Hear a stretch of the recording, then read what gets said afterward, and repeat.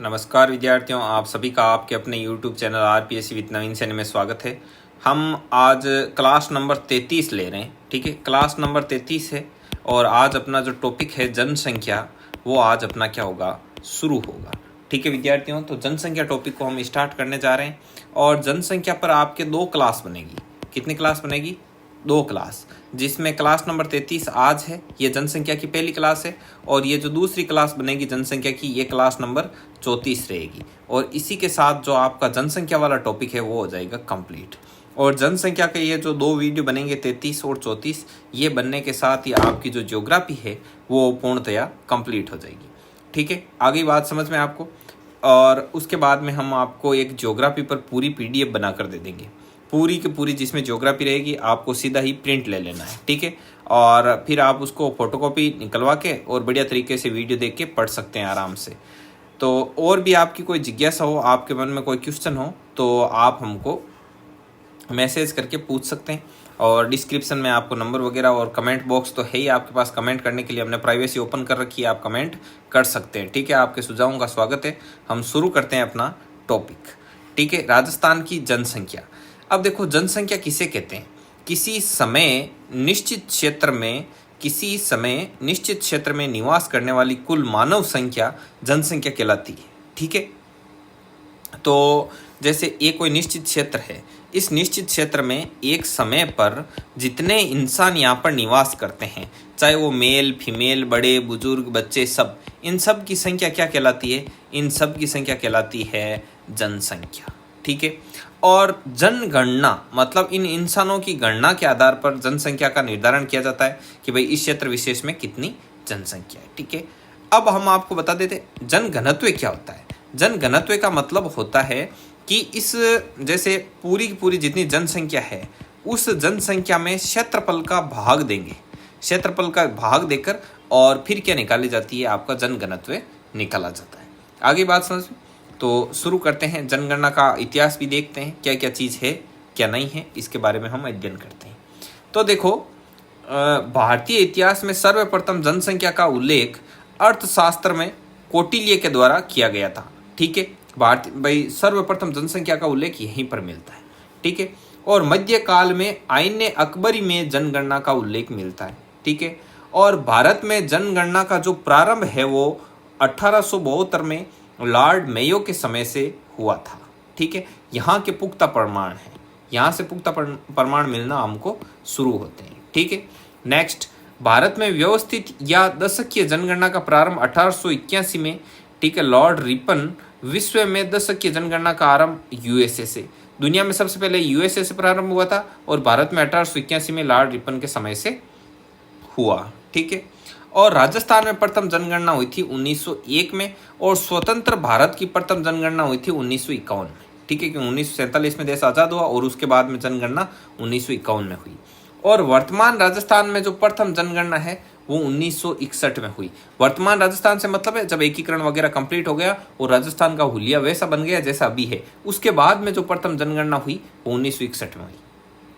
ठीक है, 2011 में भारत में 15वीं जनगणना हुई थी, और जनगणना 2011 में भारत के जनगणना इतिहास की 15वीं जनगणना थी 1872 से। ठीक है, मतलब जो अपने 2011 में जनगणना हुई वो भारत की 15वीं जनगणना थी, और वो कहाँ से काउंट की गई? 1872 से। 1872 में पहली, उसके बाद 1882 में, ऐसे करते करते जो 2011 में हुई वो आपकी 15वीं जनगणना थी। ठीक है, अब देखो, भारत, स्वतंत्र भारत जब 1947 में देश आज़ाद हो गया, उसके बाद में स्वतंत्र भारत की जो पहली जनगणना हुई 1951 में, वो 7वीं जनगणना थी। ठीक है, और वर्तमान राजस्थान की जो 6ठी जनगणना है वो 1961 में हुई। ठीक है, जो वर्तमान में राजस्थान का हुलिया है उसकी जो जनगणना है वो 1961 से है।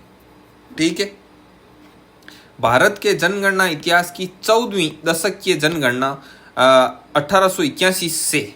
ठीक है, और तो 14वीं जनगणना 1881 से वो कौन सी मानी जाएगी? जो 2011 से जस्ट पहले वाली। ठीक है, क्योंकि 2011 में 15वीं हो गई। अब देखो, अब आगे नेक्स्ट। अब देखो, इस लाइन का मीनिंग क्या है कि ये दशकीय जनगणना, 14वीं दशकीय जनगणना 1881 से, तो कौन सी, अब देखो ये 1872 से काउंट करें तब तो ये 2011 वाली 15वीं हो गई, और 1881 से कौन सी हो गई, ये 14वीं।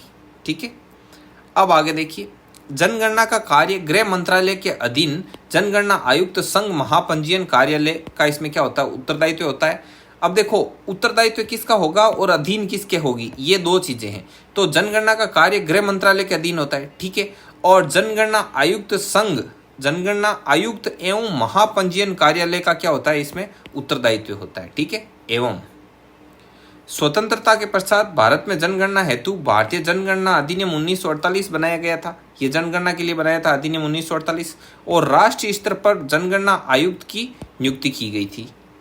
और भारत के प्रथम जनगणना आयुक्त थे आपके WC प्लाउडेन, और राज्य स्तर पर जनगणना आयुक्त के सहयोग हेतु जनगणना निदेशक आपके बनाए गए थे। कैसे, जैसे भारत के स्तर पर जनगणना आयुक्त हो गया, अब राज्य के स्तर पर क्या रखें, तो राज्य के स्तर पर जनगणना निदेशक का पद सर्जित किया गया था।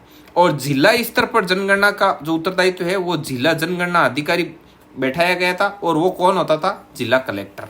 तो कैसे ढांचा बना कि देखो सबसे नीचे जिला कलेक्टर, ठीक है, इनको बोलेंगे जिला जनगणना अधिकारी, ठीक है, ये जिला स्तर पर है। और अब इन सब के ऊपर बैठा है एक स्टेट लेवल पर जनगणना निदेशक, ठीक है, जनगणना निदेशक बैठा दिया, ये राजस्थान का, MP का, UP का, महाराष्ट्र का बैठा दिया। और इनके ऊपर कौन बैठा है भारत स्तर पर, तो वो बैठा है जनगणना आयुक्त, ठीक है, ऐसे ढांचा बनाया गया। नेक्स्ट देखो 15वीं जनगणना 2011 में हुई, उस समय जनगणना आयुक्त थे C चंद्रमौली, और राजस्थान में जो जनगणना निदेशक था वो था डॉक्टर सुब्रा सिंह, और इसका शुभंकर था शिक्षित प्रगणिका, ठीक है। और 15वीं जनगणना में थर्ड जेंडर को अलग रखा गया, ठीक है। राजस्थान में पुरुषों की जो संख्या है वो 51.86%, महिलाओं की है 48.14%, टोटल जनसंख्या है 6.86 करोड़ 15वीं जनगणना 2011 के अनुसार, ठीक है। 6,85,48,437, ठीक है। जनसंख्या की दृष्टि से राजस्थान का भारत में 8वां स्थान है, और वर्तमान में स्थान है आपके 7वां। क्यों, क्योंकि तेलंगाना अलग राज्य बन गया। राजस्थान की जनसंख्या देखो 75% जो आबादी है राजस्थान की वो गांवों में रहती है, और 24.9% कहाँ रहती है, शहरों में। राजस्थान का जो जनघनत्व है वो 200 व्यक्ति प्रति किलोमीटर स्क्वायर है, मतलब 1 किलोमीटर बाई 1 किलोमीटर का जो ये स्क्वायर बनता है, इसमें राजस्थान में 200 व्यक्ति रहते हैं औसत, ठीक है। और जनघनत्व के आधार पर भारत में 18वें स्थान पर आता है अपना राजस्थान। राजस्थान की दशकीय वृद्धि दर कितनी है, दशकीय वृद्धि मतलब 2011 में जो जनगणना थी उसे 2021 में कितनी हो गई, 2001 में कितनी थी, ऐसे 10-10 सालों से जनसंख्या में कितनी वृद्धि होती है, तो वो होती है 21.3% 2011 की जनगणना के अनुसार। और इस मामले में भारत में राजस्थान का स्थान है आपका 8वां स्थान है। आगे बात समझ में। नेक्स्ट देखो राजस्थान का जो शिशु लिंगानुपात है वो 888 है, और वैसे राजस्थान का लिंगानुपात 928 है, और इस हिसाब से अपना 21वां स्थान है भारत में लिंगानुपात के मामले में। और बच्चों में देखो लिंगानुपात और भी कम है, 888 है 0 से 6 साल के बच्चों में। साक्षरता दर है वो राजस्थान की 66.1% है, और साक्षरता के मामले में 26वें स्थान पर हैं हम भारत में, ठीक है। अब साक्षर कौन माना जाएगा, 7 वर्ष से ऊपर का वो व्यक्ति जिसे अक्षर का ज्ञान है, ठीक है। अब साक्षरता कितनी है, तो पुरुष साक्षरता है अपनी 79.2 और महिला है 52.1%। शिशु मृत्यु दर है आपके 47 है, और इस हिसाब से भारत में 3रे स्थान पर है। और मातृ मृत्यु दर मतलब कितने शिशुओं की जन्म पर जो माताओं की मृत्यु होती है, तो 1 लाख महिलाओं में से 244 महिलाओं की मृत्यु हो जाती है शिशु जन्म के समय, और इस हिसाब से भी भारत राजस्थान में 3rd नंबर पर है, ठीक है।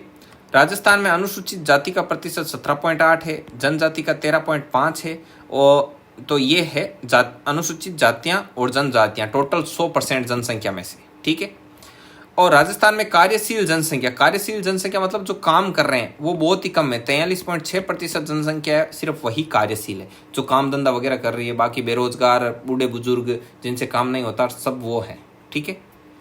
अब देखो सर्वाधिक जनसंख्या वाले जिले, सबसे ज़्यादा जनसंख्या है जयपुर की, उसके बाद में जोधपुर की, 3रे नंबर पर अलवर की, और 4थे नंबर पर नागौर आता है अपना जनसंख्या के मामले में, ठीक है।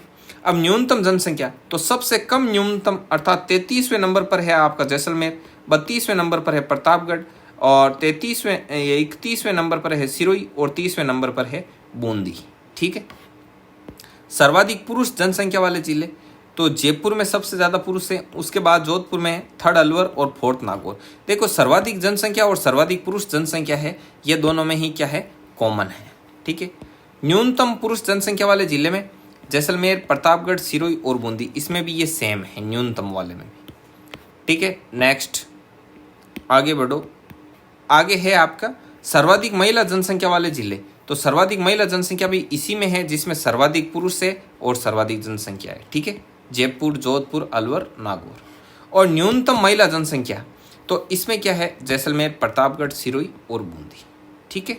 तो ये इसी प्रकार से। ठीक है विद्यार्थियों, तो ये आज अपना जनसंख्या का पार्ट 1 था। जनसंख्या का पार्ट 1 आपको कैसा लगा कमेंट बॉक्स में कमेंट करके बताएं।